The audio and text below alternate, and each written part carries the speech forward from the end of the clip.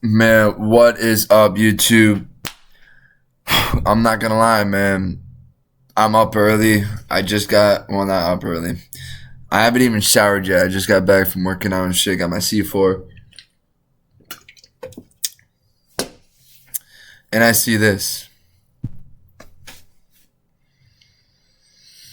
Now, my honest reaction when I first seen this, I was like, wow, like I'm getting goosebumps right now. Lonzo, bro, came and right away just came and gave us a little extra swag, bro. Lonzo came in, was giving those passes, some crazy shots, some athleticism, but just kept getting hurt, man.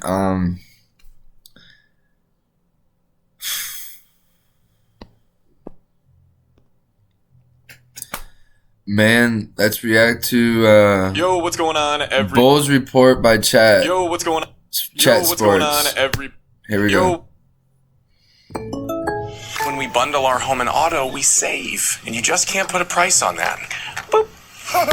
Yo, what's going on, everybody? Welcome into the Bulls Report. My name is Patrick Seaman. We got some breaking news for you guys as the Chicago Bulls have traded Lonzo Ball to the Cleveland Cavaliers for Isaac Okoro. A shocking move that I did not see coming. Obviously, Joe Cowley reported on draft night day one that the Bulls were shopping either Lonzo Ball or Coby White. And it looks like Lonzo was the guard to get dealt here. So we're breaking down this trade. What does this mean for the Chicago Bulls? Why I think they made this move. You're adding another good young piece, a solid defender, but where does he fit into the rotation? We'll also talk about does this mean a Coby White trade is now dead? We'll break it all down here on today's show. But before we do so, if you guys could hit that subscribe button today. We're actually closing in here on 12,500 subscribers. So if you guys have not already, hit that subscribe button. Help us grow this channel here at Chat Sports. Free, easy way. And plus, you guys will get Bulls content throughout this whole crazy summer here in the NBA. So the Bulls just straight up trade with the Cavs. Lonzo Ball for Isaac Okoro. And clearly the Bulls are trying to build a roster where mainly the guys around Josh Giddey, their role is to defend.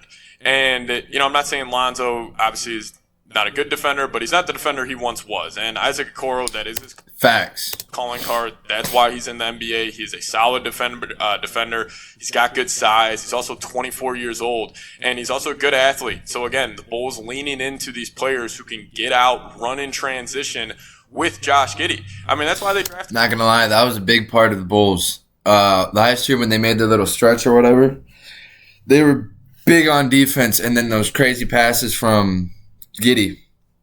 Not gonna lie. They want more athletes. They want more guys that are going to run here in transition with Josh Giddey leading the way. Now, I don't think Okoro will come in and start unless Coby White gets traded. But even if Coby does get traded, I think Ayo will slot into that starting lineup. But I think this is just another guard for the Bulls to have off the bench, another solid defender. I'll tell you what, him and Ayo coming off the bench, that's a pretty damn good guard tandem, especially on the defensive side of the floor. Now, even if they keep Coby White, I wonder if they would possibly move him to the bench and then you slot in Ayo or Okoro in the starting lineup. Then you obviously have Josh Giddey being that primary ball handler. Did he just say we're going to bench Coby White?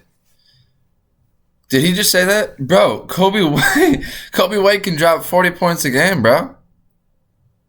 What are we talking about? We should be talking about developing Coby up to that next level. What are we talking about here, man? He don't know what the fuck he's talking about, Chad. I'm sorry. It's a minded guard with a defensive minded guard right next to him. But more on Okoro, not fucking good offensive player. He did shoot the three ball well the last couple of seasons. Back in 23-24, he was actually playing about 28 minutes a night for the Cavs, averaged 9.5 points per game. He was shooting 49% from the deck. He shot 39.1% from three that season, 3 boards and 2 assists per game. But this past season, his role was reduced a little bit with guys like Ty Jerome stepping up for Cleveland. He kind of fell down in the rotation, but he still was able to average 19.1 minutes per game on a team that won 64 games this past year, 6.1 points, 46.4% from the field, and he actually shot 37% from three. Now, the one downside about Okoro is in the postseason, he has not played his best ball. He has played a total of, or an average of 18 minutes a game, only averaged 5 points per night, shooting 29% from the three-point arc. So obviously his shooting takes a hit in the postseason, but I still think this is just a move for the Bulls where they're trying to get different archetypes around Josh Giddey. This is just like a clear, and this offseason is so funny. You know, we were even debating if the Bulls should bring Josh Giddey back. Like, he will 100% be back. He is the face of the Chicago Bulls. It's him and Buzelis. Those are the two guys they want to build around. Mataz is the face of Chicago. Don't get it fucked up, people. You watching this? I'm telling you right now, Mataz is the face of the Chicago Bulls. I know the Bulls are sitting here. Last year when they picked Mataz and seen his first workout after, they were licking their chops. They're like, we got the next one. We got him. We got him. We just got to develop this motherfucker. So that's what they did, and that's what they're doing now. Mataz will be the face of the Chicago Bulls by the end of the year. He will be that guy. Watch. I think all the moves they have made that crystal clear. Like going and drafting a Senge. You could have drafted a big. You could have went and got out, Derek Queen or Thomas Sorber, which, personally, I would have rather have the Bulls target one of those guys. But I'm not going to lie, Noah Ezenge, I'm not hating on you, brother. But we wanted a center. I'm not even hating on you, brother. But that's what we need. After the Thunder got Sorber, trade Lonzo for fucking Evan Mobley. Imagine. Where we're going to look back and imagine. He may not play right away, but after Hartenstein walks if that trade went through, bro, I would be. And be a very solid big. I'd be Lonzo for Anthony Davis. Brunch. 90s brunch. In our 90s brunch. Get everything for every party on Amazon. Drafted that athletic wing, a guy with tremendous upside in Noah Senge, and then you also still have Buzelis, another young athletic wing, and I know we're all so frustrated with Patrick Williams, but that's another good athletic wing to have off the bench. Oh yeah? Is he worth that $18 million contract? Hell no. Absolutely not. That still could be considered a negative asset for the Chicago Bulls, but you're getting considered a negative. Dude, that is the worst asset that we have. Here, him and Nikola. Lonzo Ball. I'll ask you guys. I kind of don't really have too strong opinions about this. I think this was just the Bulls trying to get a more defensive-minded young guards next to Josh Giddey, and I also think adding another true defender like this probably means a Kobe White trade is dead. I'll talk about that a little more in here a second, but grade the trade for me. Give me an A, B, C, D, or F. I think it's like a B minus B. I love Lonzo and I didn't want him to leave just because I love Lonzo and all that.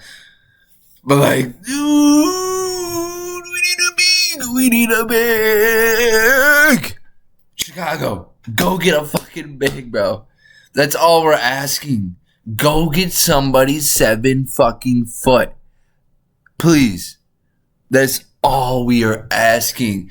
Fucking 12 boards a game, I will be happy. If we can go get somebody that can get fucking 10 boards a game, 10, just 10. If somebody can average 10 boards a game for us and that's it, you don't have to score, dude, we can build Montez. He'll be able to score. Excuse me. He'll be able to do his shit and have a defensive anchor in the paint that can get boards and just, here, boom, there's Matas in the corner. Or boom, there's Josh Giddey. Or boom, there's Kobe. You know what I mean? But no, we're going to go do everything else besides that. And keep Nikola. Who's worth nothing. But, it's what we get. But yeah, I'm not going to finish this video because I don't really care what he's going to say about Kobe White because I don't think he really knows. But yeah, they're not trading Kobe White. I don't know what the fuck this dude's talking about. Oh, the possibility of trading Kobe White. Why would we do that? The last half of the year, bro, went from he either scored 40 points or 20. There's no in between. Or 15, I meant. So if we can get him over that hump, I mean, geez. No denying it, bro. Well, that's gonna do it for this video. I hope you guys have a good weekend. I'm gonna go clean up and shit, and we might be streaming later. Who knows?